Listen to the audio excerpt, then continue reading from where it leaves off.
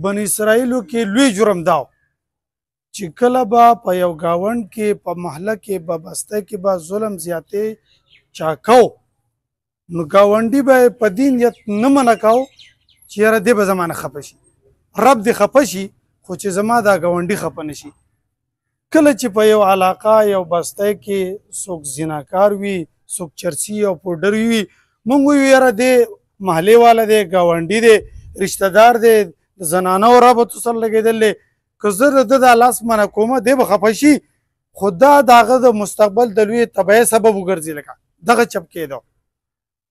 نو موږ تاسو له ټولو له او خاص کر شکر په دې دی چې سرکل ډي سي پي صاحب راغلی دی زه د په دې نوټس کې یو اهمترین یو پوینټ بل راولم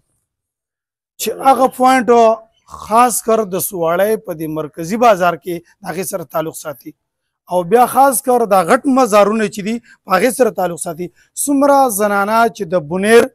د بېحیې په کردار ګرځي یا څومره زنانه د بار نه راځي او بنیر کې په دې زیارتونو کې شپې کوي او په دې بازارونو کې ګرځي نو دا نوی نسل ډېر زیات تباه کول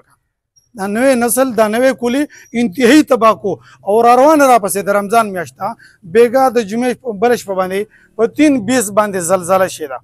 تاسو به میډیا ټول ګورئ بیا بیګانه شپه سواد کې هم زلزله شوې ده. اوس دا د برې نه الله پاک دا راغلي وریځې زموږ نه ولې واپس کېږي یا دا زلزلې په موږ ولې کېږي موږ چې شبوژي کوو چې په موږ کې دا څومره غلطیانې دي د هغې غلطیانو ازاله پکار ده. دا په جمع لکه څنګه چې د دوی په ورده کې ذمهواري ده دغه شان زموږ په سپینه جمع کې ذمهواري ده چې د خیر خبره به په خپل هم په ځان لاګو کوو بل مسلمان ته به هم د لاګو کولو د هغې کوشش دا کوو چې خدای انسانیت د ظلم نه او د بربریت نه بچو ساتي او د امن دپاره به الله ته درخواست کوو ځکه ابراهیم علیه السلام یو معزز ترین پیغمبر الله ته سوال کوي په خپله مبارکه خوله چې رب اجعل هذا البلد آمنا وارزق اهله من الثمره.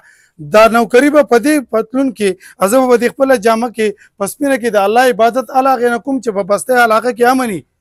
چې کله امن نو نه عبادت څوک کولی شي نه تجارت کولی شي نه ملازمت کولی شي نه برد ژوند تېرېږي. نمبر 1 د امن دپاره ابراهیم علیه السلام الله ته سوال کو چې رب اجعل هذا البلد آمنا وارزق اهله من الثمره یا الله تعالی د امن نه وروسته دوی ته د معاش د زندګۍ اسباب مهیا کړي نو دا ټول به الله هغې نه مهیا کېږي چې امن په دې دنیا کې په امن کې. بل ورځ زموږ په چمله کې چې کوم دی د لږې غونې غلطۍ نه د یوې ونې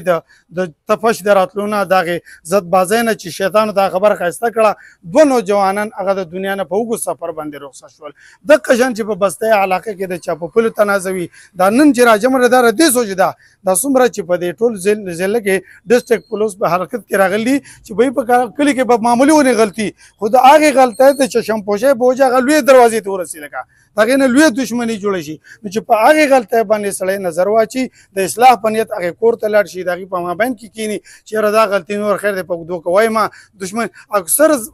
په مرې کلي کې او په علاقو کې د دښمنیانې د زنانو د لاس نه یوې کښېني یو بلې نه راولي د دې خبرو نه د اوږدي شي او خاص کر چې په دغې زنانو باندې په دې بازارونو کې ګرځي د شپې هم ګرځي د ورځې هم ګرځي هوټل هم ټیکه کړلی او دا بېحیا دا کردار شروع کړلی نو برای کرم زموږ سره چې کوم دی سی والا پولیس هم په دې محکمه کې شته چې هغې په دې نظر